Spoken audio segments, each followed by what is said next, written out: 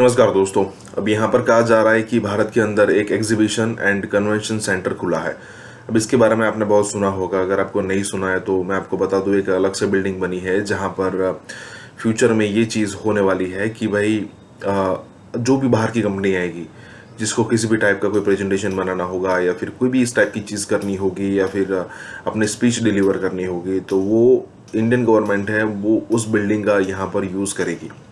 और जो भी मतलब जो फॉरेन डेलीगेशन आते हैं तो उसमें से इस बिल्डिंग का अच्छा खासा यूज़ होगा। अब बात दरअसल यहाँ पर डेवलपमेंट की हो रही है। जब इस टाइप की आपको बिल्डिंग दिखे तब आपको समझना चाहिए कि बेसिक सुविधाएं यहाँ पर अब जनता को मिलने लगी है। गवर्नमेंट अब ट्राई कर रही है कि नया नया इंफ्रास्ट्रक्चर है वहाँ पर फोकस किया जाए, क्योंकि सबसे पहले जो भी गवर्नमेंट होती है वो फोकस यही करती है कि मेरी जो जनता है उसको अनाज मिले, उसको दवाइयाँ मिले, उसको जो भी बेसिक सुविधा है वो मिले। तभी जाकर जब ये चीज़ें फुलफिल होती है उसी के बाद ये सारी चीज़ों पर फोकस आता है। जैसे हमने सेंट्रल विस्टा बनाया, ठीक है, जैसे G20 के लिए एक अलग से बिल्डिंग बनाई है। इसी के साथ ये वीडियो शुरू करता है। इंडिया ने एक बड़ा ही खूबसूरत कॉम्प्लेक्स बनाया है। G20 की मीटिंग्स होंगी, जो फॉरेन लीडर आएंगे तो उनकी जो भी मीटिंग्स वगैरह होंगी तो वो उधर इस कॉम्प्लेक्स में होंगी। इसकी खास बात यह है कि इसका शुमार दुनिया के top 10 exhibition and convention centre में किया जाएगा। सोशल मीडिया पे हम लोगों ने वीडियोस देखी इस कॉम्प्लेक्स की, बहुत ही खूबसूरत ये था। और जिस तरह इसको डिज़ाइन किया गया, कितना खूबसूरत वे में डिज़ाइन किया गया। और इंडिया इस यानी कि फॉरेन लीडर्स को इधर वेलकम करेगा। इसकी अगर सिटिंग कैपेसिटी की बात की जाए तो लेवल 3 पर 7,000 से ज़्यादा लोगों की at a time sitting capacity है, जो कि सिडनी के ओपेरा हाउस से भी कई गुना बढ़कर है। ग्लोबल साउथ का हेड ऑफिस होगा ये, और जिस दिन ये ग्लोबल साउथ का हेड ऑफिस बनेगा तो समझे दुनिया में फिर उस दिन 2 यूएन है, एक अमेरिका में एक इंडिया में। तो ये चीज मुझे बड़ी इंटरेस्टिंग लगी।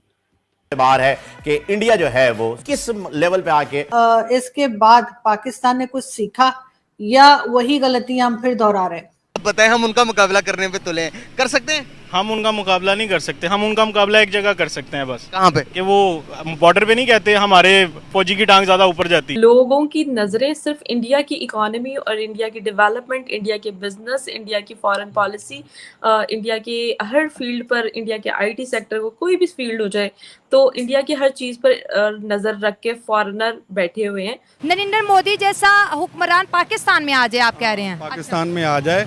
ये मोदी आया है, वो चाहे हिंदू है लेकिन उसने अपने मुल्क के लिए बहुत अच्छे काम किए हैं। उसने अपने मुल्क के लिए डैम्स वगैरह का काम किया है, तरक्की की है उसने। बिल्कुल भी 0% पता नहीं था कि मुल्क कैसे चलता है। उसने 4 साल में मुल्क की वो तबाही की है कि हम 25 साल पीछे चले गए। इंडिया हमारा मसाया मुल्क है, हमें हर मुल्क के साथ अच्छे तल्लुक़ रखने चाहिए।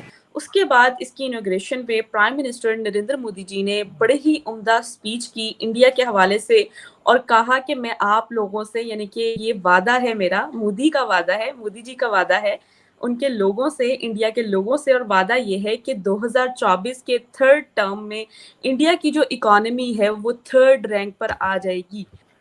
देखें रिबा, ये जो मोदी जी का जो प्रोजेक्ट था India international convention and expo centre, ये मोदी जी ने 2018 में शुरू किया था और ये करीब $4 बिलियन का प्रोजेक्ट है, जिसके अंदर फेज 1 और फेज 2 दोनों फेज मिला के $4 बिलियन। तो आज जो हमने देखा है हमारे सामने जो इनॉग्रेट हुआ है वो एक फेज 1 है, ठीक है, जिसके अंदर आधा प्रोजेक्ट इनॉग्रेट हुआ है। जो 123 एकड़ में बना हुआ है, वैसे दोनों फेज मिला के 225 एकड़ है द्वारका एरिया इंडिया में और न्यू दिल्ली में। अगर हम इसमें आगे जाएं तो ये देखें, इसके अंदर हर तरीका की एक फैसिलिटीज हैं कि आप इसके अंदर कोई भी फंक्शन कर सकते हैं, चाहे कन्वेंशंस करनी है, चाहे वर्ल्ड लीडर्स की करनी है, या नॉर्मल जो ट्रेड एग्जीबिशन एक्सपोज होते हैं, कॉन्सर्ट्स होते हैं, उस हिसाब से जो भी चीजें होती हैं वो सारा हम लोग कर सकते हैं।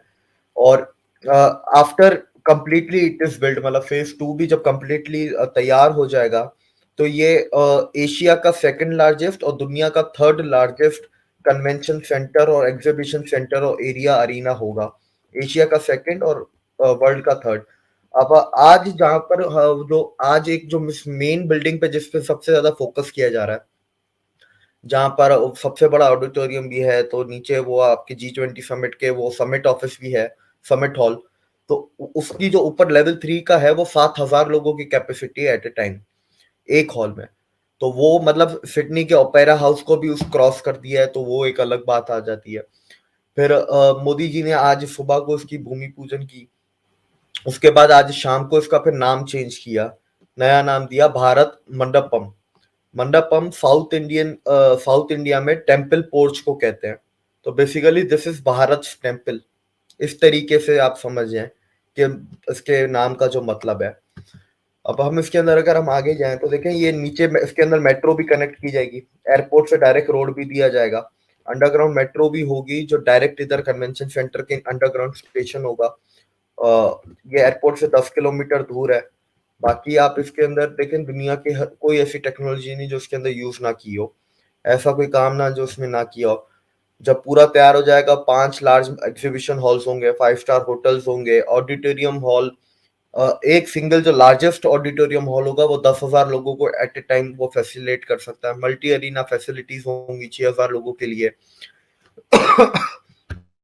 और इसके अंदर देखें आज जब मैं उनकी वीडियो देख रहा था, जो इनॉग्रेशन वीडियो थी जगह की और उसकी, तो उसके अंदर जो सबसे अच्छी बात मुझे लगी ना, हर चीज को किस तरह इंडिया से कनेक्ट किया गया।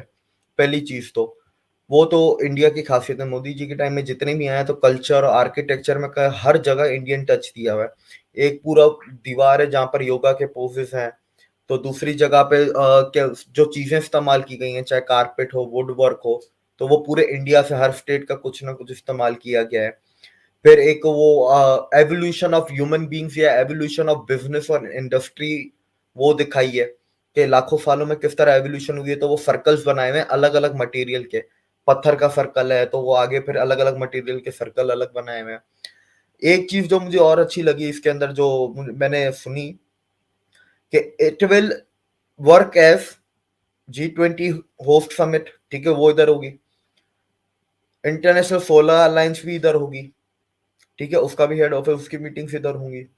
जितनी भी ट्रेड ऑर्गेनाइजेशंस जो इंडिया की खुद की हैं, इंडिया की बनाई हुई है, वो इधर होंगी। फ्यूचर में इंडिया के बनाए हुए जो फोरम्स हैं, चाहे बायलैटरल फोरम्स हैं, ट्रायलैटरल फोरम्स हैं इंडिया के जैसे इंडिया पैसिफिक फोरम है जो 14 मुल्कों के साथ है, 14-15 मुल्कों के साथ, या बिम्स्टेक है, उनकी मीटिंग्स आपकी इधर होंगी, ठीक है। ब्रिक्स की मीटिंग भी आपकी इधर होगी। सबसे बड़ी बात जो वीडियो में नहीं कही गई लेकिन जो मेरा दिमाग कहता है, और हमें शायद फ्यूचर में मेरी ये प्रेडिक्शन सही होगी, ग्लोबल साउथ का हेड ऑफिस होगा ये।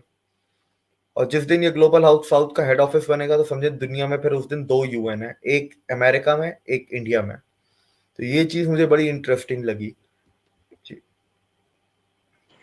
अगर Dilip ji UN United state में होगा और एक UN जो है वो इंडिया में होगा, तो इसका मतलब इंडिया जो है पूरी दुनिया में इन्फ्लुएंस रख रहा है ना।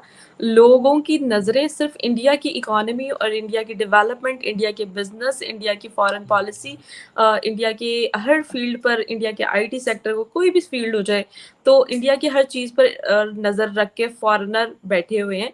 तो इसका मतलब अगर ये UN बन जाता है तो फिर इंडिया का होल्ड वेस्ट वाली जितनी भी खबरों पे, जितनी भी जो इंटरनेशनली जो स्टेप लिए जाते हैं उस पर है, तो फिर इंडिया का भी स्टेप होगा, इंडिया भी उस पर रूल करेगा।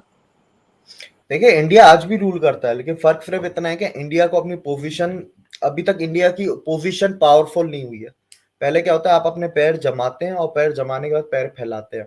तो इंडिया अभी अपने पैर जमा रहा है। तो ये सारी चीजों से ना, ये पैर आपके जम जाएंगे ना, तो जम रहे हैं, अभी भी जम रहे हैं डेली जो भी काम हो रहे हैं। जैसे राइस बैन कर दिया, राइस बैन करके यूरोप की डेलीगेशन इंडिया आ रही है, वहां से अफ्रीका से 30 मुल्कों ने डेलीगेशन भेज दी है, आसियान की डेलीगेशन आ गई है, हर कोई इंडिया के कदमों पे आ गया ना। अमेरिका कनाडा की भी डेलीगेशन अभी परसों पहुंचेगी इंडिया, यही चावलों के ऊपर बात करने के लिए।